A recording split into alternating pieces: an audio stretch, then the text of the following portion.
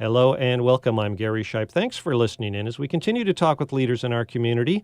Well, joining me today is Susan Kammerer, the Executive Director at Vision House, an organization here in King County with a dedication to providing transitional housing and support services to homeless mothers and their children, and men too now sometimes, right, Susan? Susan, welcome. Thanks for coming. Thanks for coming back. We've talked to you a couple of years ago, but it's been a while, and there's some updates about Vision House I want to make sure we talk about, as well as your big overall mission and what you do to help underserved people here in the area. Mm-hmm. Yeah. Well, let's go back a little bit and talk about, the beginning, I guess, the idea or the founding of Vision House. I guess maybe the place to start is the name itself, Vision House. So if we think about it, maybe it's all in there. House and housing and vision, really. It's forward-looking and hopeful type of word. Right. Was that important to you when you started the whole thing? Well, it was important to us, and Vision House started after my husband and I saw a made-for-television movie that was about a single mother who, through a series of events that were really no fault of her own, she became homeless. And the ending of the story was just heartbreaking. She had to give her child up to the custody of the state because she couldn't care for her child on the street. And that story just broke our hearts, and we just felt like we at that time we had a very clear vision, a very clear calling to reach out to homeless moms and kids. So when we say Vision House, there wasn't bright lights, no rolling thunder or anything like that. So no real bright vision that anybody else would see. But for us, it was just a vision of what it would look like in the community if we really did have no more homeless kids. And, so that's kind of how it started. That was the catalytic moment in our life in 1989 when we first started Vision House. And so it really is a house. I mean, the goal is housing homeless people, getting them off the street, finding a way to transition them to a sustainable, self-sufficient life. Right. And that's a big goal. I mean, I'm thinking of King County does a one-night count. I think they do it every year, right? Yes, it's over 3,000, I think, in the last time or two. And they're going to do it again. I think they do it in January. So point-in-time count, they call it. How many people are actually sleeping on the street during that one point in time in our state. And gosh, it's too many. It is too many, yeah. So what is there how does Vision House and what you guys do fit in with the landscape of shelters, transitional housing, low-income housing, permanent housing? I mean, there's a lot of different levels when people say, let's help people who don't have a place to live. And shelters is the basic, one night we got a cot for you. But you're not that, are you? Right. We call it the continuum of care. So Vision House works with two distinct populations, homeless single men in recovery from drug and alcohol addiction, which is a very small part of our program, and then homeless families with children. So we often refer to homeless single mothers and their children because that's the greatest population that there is, the greatest need that there is. So it's very rare that we get an intact family or a single father head of household. Now, we would serve that family, but typically it's homeless single mothers with children is the greatest need out there. So when we go into a community, when we design our facilities, we really think about, okay, how is this program going to support the kids? That's why our website, everything that we do is really focused on no homeless kids, nohomelesskids.org, our luncheon, no homeless kids, because that's really our focus. I just read an article last night in the Huffington Post that said that there's 1.3 million homeless students in our nation. So 1.3 homeless students in our nation. So that doesn't even count the kids under 5. So that's just an amazing number that I just feel so dedicated and so called to see what we can't do to get as many kids off the street as possible. Wow. So let's talk about the need then in Seattle, in King County, and where you guys operate. So you've got a couple of facilities. You're growing over the last, what'd you say, since 1989 when this hit you and said, I got to do something. Right, 1990 is when we actually started, So tell us about how you started, but what you've got now facility-wise. Yeah. Well, we started we always joke that we started with $1 and a prayer because that's about all that we had. We just learned how to start a nonprofit organization and how to develop a board of directors, how to start raising funds, how to train case management staff. That's such a key component. When you look at 1.3 homeless children in America, we really believe that our program... You left off the million. What did I say? 1.3 children. Oh, okay, that's typical. 1.3 million. We're recording this late in the day, folks. It's all right.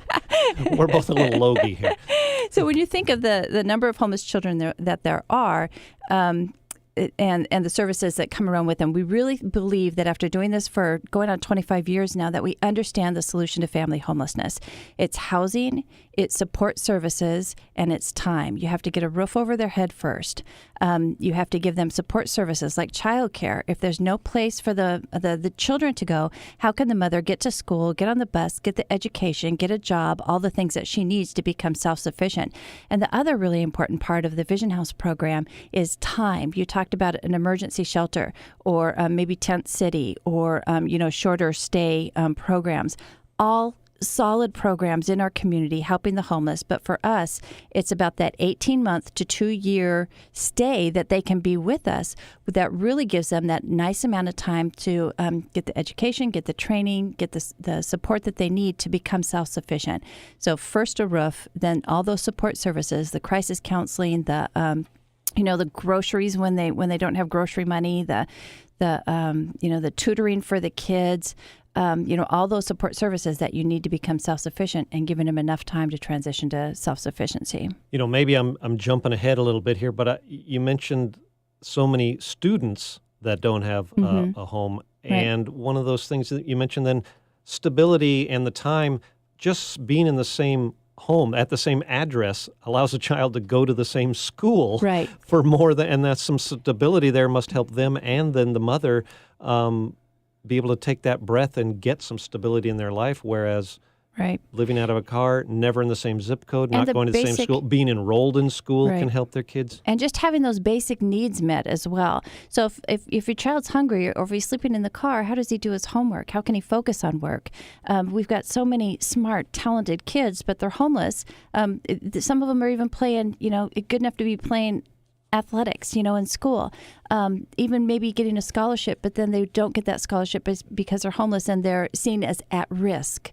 So they may not have that opportunity that their housed counterparts does. So the more that we can just provide that basic need, they've got a house, they've got food, they've got tutoring, they've got all the support services that they need to hopefully really give them a chance in life, to really give them that opportunity, alongside their housed counterparts. Great. That is opportunity vision. That's cool. That's great. Mm-hmm. What we're talking about. NoHomelessKids.org. We'll send people to the website so they can learn out more about what we're talking about today, because we won't have time to cover everything you guys do. Let's talk about some of those facilities. And you've got sure. More than one now, right? You've got we do. Several. In Renton, you started out. You still have We've got 2 facilities there, right? We've got 2 complexes there in Renton. Yep.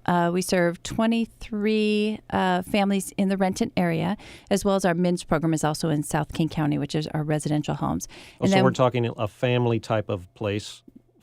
For the MINS program, they're residential homes. So there's 5 guys that share, a residential home, and we support them with case management services and accountability on drug and alcohol addiction.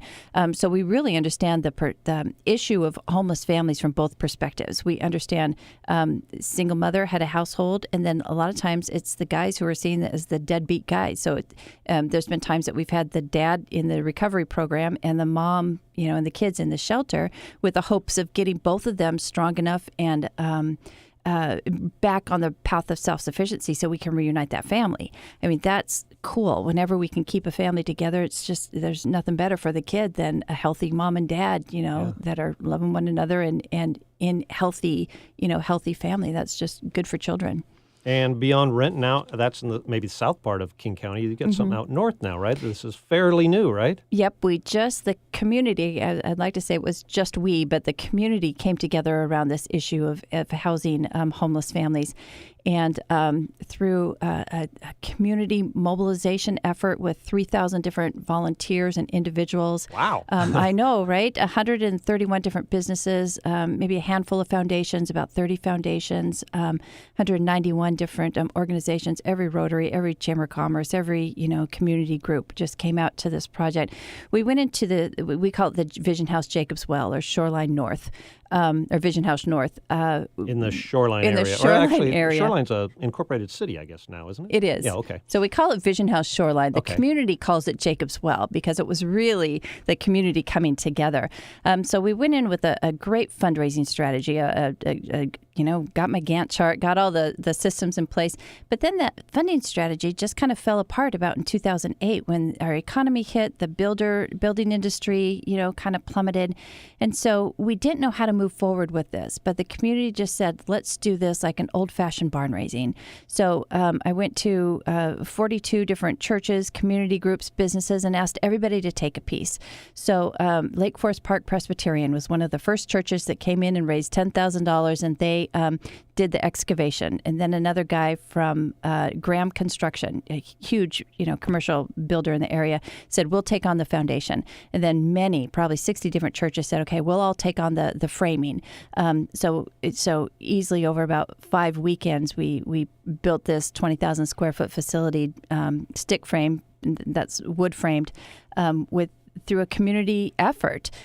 We colored T-shirts where if you were blue, you were an expert. If you were yellow, you were semi-skilled. If you're green, you really didn't know what you were should be doing, but you were good to carry. I would love to see that rainbow of people working on a You were good to carry site. carry the lugs and make sure everybody had nails or deliver cookies to the site. So it was really amazing how this building, this structure just came up, out of the ground, and now it's up and running. We've got tutoring programs there. We've got people coming in doing some community meals. I know that there was some people from a local bank that was coming in and talking about budgeting and just these amazing programs that are happening there in that facility that the community built.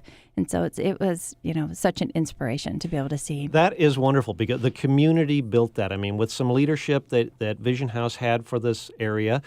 Mm-hmm. And you're the way you describe that is just absolutely beautiful. That's what society can do best for ourselves is when we get around and say, "Hey, let's do this," and they got it done. And I'm thinking in my research that you guys don't go into the red to do that. You wait until you have the cash or the funds, labor to actually build it because times were tight, especially in the last several years. Right. When you started this. Yeah. So it really is built, and is it debt-free? Yeah, we do build on a debt-free basis. So excellent. The way it takes us a little bit longer, doggone it, but we do try to keep it debt-free. So we build a little, we raise a little bit of money, we build a little, we raise a little bit of money. And everybody's got their gifts. Some people, they love getting out there in the rain and hammering, nails up in the rafters. Other people go, well, I'm not doing that, but I can certainly raise some money, or I can come to an event, or I can make a pledge. So every time somebody makes a dollar pledge, let's say you're going to give $100 a month, we're able to leverage that with a whole lot of in-kind support.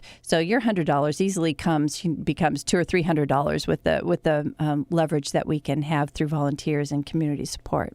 Well, let's talk about the folks living in those houses now. So you've got a couple in Renton and a nice one, new one in Shoreline. And how many families are there, and what does it take to get someone in there? There's probably, we talked about the numbers and the need, probably a waiting list, I suppose. And how do you decide, okay, you need it, or you've jumped through these hoops? I mean, is it hoops, or is it filling out? Is it taking a social worker that says, hey, Vision House is the place for you, and you get tied up with someone? How do people find you? How do you find them? Yeah, we're in the 211 system, which is the crisis system. So if you picked up your phone and dialed 211, that's going to take you to a crisis line that they will help you through crisis.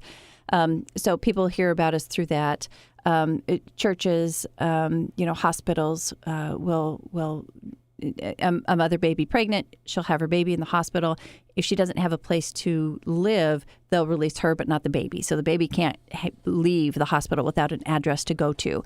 So sometimes hospital social workers will give us a call. If you know a family in need, or if you are in need, you can go to our website, and we have an online application. So we're really trying to make it as easy as possible for homeless families to get on our waiting list. And unfortunately, we do have a waiting list. You can even do it off your mobile device. If people are at their church and they're walking by a homeless family, you can help get them signed up through your mobile device. We use technology to try to make it as simple as possible for the families. That puts you in a situation where you can get on the waiting list. It's not unreasonable to think that it will take about 6 months to get into one of our programs. That's tough. Right, but that's where the emergency programs come into place. So get a roof over your head, get into an emergency situation. It may not be ideal. You may just have one room and 5 kids, but at least you've got a safe place to stay for a little while, and then work with your case manager to get you into a longer-term solution like transitional housing, like Vision House, and then we'll give you that extra time to get that support you need to self-sufficiency. We are talking with Susan Kammerer. She is the executive director at Vision House, an organization here in King County, providing transitional housing and support services. Let's talk about that now. So we've got a resident, let's say, or your client, or I don't know what you call them, residents, probably, right? Clients or residents. Yeah. So they're there. Maybe they are in different points in their lives, and so you've got to sort out, hey, you might need to be here for an entire year. You might need to be here for 2 years. I mean, what goes on and to help those persons, as we say, we're using the word transition out to self-sufficiency and permanent housing on their own and a stable life. There's got to be a whole lot of programs and places you either send them or bring people to them, or what happens for those folks that are there? We track 16 different outcomes for the family. So kind of well family, indicators. Employability, and it's on a scale of 1 to 5 to just make sure that what we're doing is working for the families, that we're making a difference. So employability, housing stability, financial, if you come in at a 1, that means you've got no income. If you leave at a 5, that means you've got income, you've got benefits, and you can be self-sufficient. So we track all of these things, and we really believe in a strength-based model where if you don't have, let's say, drug and alcohol addiction is one of your issues, then that's not something we need to spend time on, right? But maybe you're food challenged, or you've got employment issues, so then that's where we would put our focused time at. So health and wellness, for the children. Children's programs, are the kids in getting the appropriate resources and support that they need? So there's several different areas that we track, and again, it's strength-based. So the family helps to set their own goals for the program, and then we support them in reaching those goals. And how about paying rent for while they're there? Is that part of this? People might think, oh, they're just getting a free handout. They're not going to learn anything, right. But they got to take part in this, don't they? Well, that's all part of the budgeting. So you pay 30% of whatever your income is for rent. And that's not unusual out in the real world, right? So whatever their income is, you ask 30% of that is going to be forwarded what to their rent is. So if they only have some type of income for $100 a month, then they're only paying $30 a month, for the rent. And so that's where our fundraising comes in. We have to raise a lot of money to help subsidize those programs, because obviously it takes more than $30 a month per family. But they're to run learning that program. Budgeting skill then as they're living there. And then we do have the option that we can forgive rent, if needed. But still, you got to pay rent out in the real world. So let's make sure that you're paying rent, in your Vision House program. And then as well, that allows us to be able to serve as a landlord. So when they go out to permanent housing or regular housing, then we can say, yes, they've paid their rent and they've paid it on time every month. And so that gives them a credit reference as well for the time that they've been with us. Excellent. So we can kind of serve as their landlord as well. And gosh, that's so inspiring, actually, to hear about it done that way. Mm-hmm. Yeah. And you mentioned when we were talking about raising the building and the funds, and that somebody said, was it a banker can come in and give financial lessons? So that is one of the skills. I mean, just life skills that other people can donate. Are those you run off of volunteers too to run these kind of things, or do you depend on the county and the agencies that are already in place that do those kind of life skill coaching? We work a lot with volunteers because I think you feel good about yourself when you're giving back. You feel good about yourself when you're doing something. So we want people to feel good about themselves. So we use a lot of volunteers. But it's not only that. We've got some just incredibly talented people that's the way that they can give back and support. So we do depend a lot on volunteer groups that come in. And is that on it must be on the website too, It is. NoHomelessKids.org, a place for volunteer opportunities. Yep, volunteer opportunities. And we talked about cash and donations and how much it costs. If people want to give cash, you're probably open to that, I suppose. Yeah. Here's Cash me are doing good. it for you. But Thank you very much. We have a Home for the Holidays program that we're kicking off for this year for the holidays. And one of the things that is so helpful for us is a gift card drive. Oh. So we try to bring in new families. They've been sleeping at their car. They're coming from pretty dire state. When they move in, we like to give them new bedding. So as simple as that sounds, every family that comes gets new bedding, and they get to take the bedding with them when they leave. So some sheets and blankets and pillows. Sheets and blankets and pillows, and those gift cards. We have those gift cards, and we send volunteers to go buy new bedding for that specific family. And if we've got a little girl who's coming in, and we try to keep the units pretty gender neutral, but if we know a little girl's coming in and she loves pink, then we can go out and get special bedding just for her. And nice. And so the volunteers and staff make up these units, so they're just beautiful. So little girl runs in, and she has this bed, again, sleeping in her car. She runs in and has this room that's got a beautiful welcoming bedspread with maybe her favorite character on it. Or one of my case managers just told me this story that some volunteers came in and they had this stuffed lobster on the bed, and this little 4-year-old went running in, and he said, there's a lobster on the bed. And it turns out he had a mentor that was named Lobster, and so that lobster on the bed was so significant to him, and it was just such a fun story that you got to get that little extra love and appreciation when he came to his bedroom. Beautiful. I love stories like that. Thanks for sharing. So in-kind donations are gift cards are probably gift a great cards thing. Are great, and talking yep. about this time of year, as people get a little more generous in November and December. Yeah. Is that the kind of thing you really look for? Gift cards are really good because it gives us so much flexibility. So if a family is food challenged and they come in, we can get them a little bit, but then if we can get them a gift card and they can go and start learning their shopping and their system, and then bring it back home to their unit. We picked the location because it is within walking distance to a grocery store and some other services. So, those gift cards are just a great thing. Because if somebody needs food or a family next door to them needs diapers or something, then a gift card can be used for, And even gas cards. Yes. That's a big help as well. You talked about that lobster story. You must... on your website there are some stories too of success. Tell us, if you can, about the differences between a woman with her child or two, that are new to Vision House versus someone who's been there a year and a half or so and leaving, and maybe if you can put that in words for a radio audience. I don't know. What I'm always amazed at when the families come in, I think the best job that we have is when our intake coordinator, because she sees the families come in, she knows what their story is, and then they just come in, and a lot of times there's just a lot of tears. Like, people loved me enough to have this unit ready, and it's beautiful, and finally I can relax. My baby has a bed. There's a crib for my infant. Yeah, maybe the first time. A crib. Maybe for the first time. And then a bath. I remember that was a big deal to one of the families. Like, finally I could give my kids a bath. I could run warm water in a bathtub, sit them in the bathtub, and they just come in so grateful and so wonderful. And families, when it's time to go, sometimes it's difficult to leave. Now, make no mistake, when it's time to leave, there's permanent housing, and we're ready for you to go, and you should be ready for you to go. But there's that community that they miss, So they probably want to leave, but like you said, there's a tie. They've tied up a bond. It's a bittersweet, and there's that bond of women in poverty who've been through homelessness. Many have experienced domestic violence. I mean, you learn, you grow, you get inspired by other people's stories. And so it's kind of a bittersweet when it's time for them to go.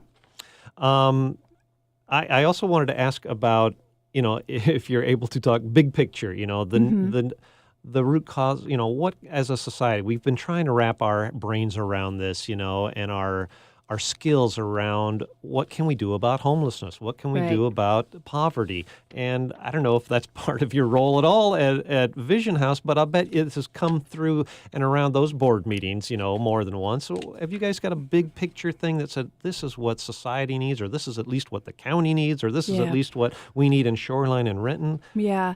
I just believe so strongly housing, support services, and time. You need more housing. There's not enough affordable housing in the community. And those wraparound services, one of the leading causes of homelessness is domestic violence. What I'm finding, what we have found over the 25 years of doing this is that it's multifaceted. So it's not just cure domestic violence and you've cured homelessness, or cure drug and alcohol addiction, you've cured homelessness. So I think you're right. People want a quick answer as, Mr. and Mrs. Front Porch. Well, if they would just get off drugs, everything be fine. But you continue. It's multifaceted, But what about the isn't domestic it? violence that's in her life? And what about the fact that she doesn't have a job? And she's never been allowed to run a checkbook and have her own money. Right, or her something, child's disabled. It's just hard situations that the families come in. And again, it's one thing on top of another thing. So maybe she's working, and then she becomes disabled. She loses her job, then she loses her apartment, and then her car breaks down. And by the way, she's trying to care for a child that's sick. So it's just overwhelming series of different things that it's not just one thing. It's typically multiple things that have put her in a homeless position. And as your time doing this, have you seen any progress? Or maybe you can also take this question and say, what does the future hold for not only homelessness in the area, but Vision House? Yeah, I know that, I would love to say that homelessness is going down in our community. All what I can do is my part. All what we can do is our part. Homelessness hit, children in poverty hit an all-time high, I think, in 2008, and it hasn't gone down and it hasn't gone up. So at least it's not going up. And I just keep thinking that we can only do the part that we can do, and hopefully someday, we really will be in a position where there's no more homeless kids. But that's going to take a lot of things that are a lot bigger than me to make decisions at a lot larger level than I can ever do. So I just have to do this is what I'm called to, housing as many homeless families in our community as possible, and not stopping until we're making that dent, until we're making that difference.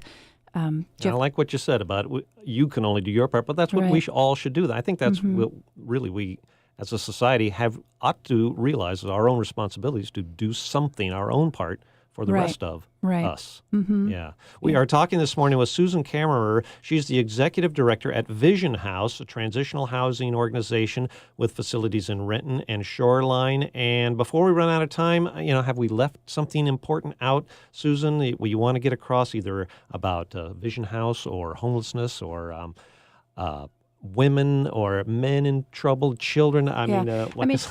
My hope. Wow, you're giving me the free mic. I can say anything. But awesome. We're also limited in time. So. My encouragement would be just to get involved. Go to our website, nohomelesskids.org. See the different volunteer opportunities are there. That if you can volunteer, great. If you're a giver and financially you're in position that you can make a contribution, that's awesome.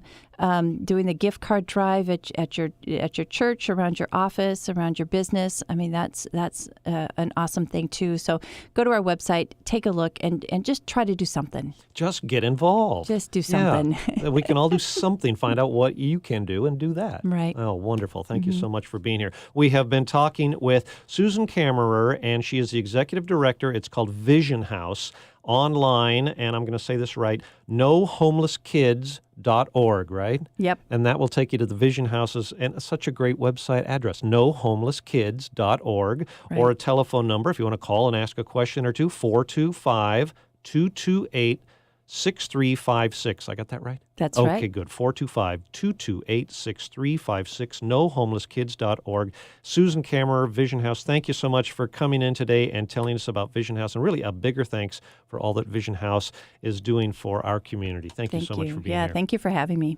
I am Gary Shipe. Thanks for listening today. We hope you've learned something new. Join us again next week as we continue to talk with people that are making a difference in our community.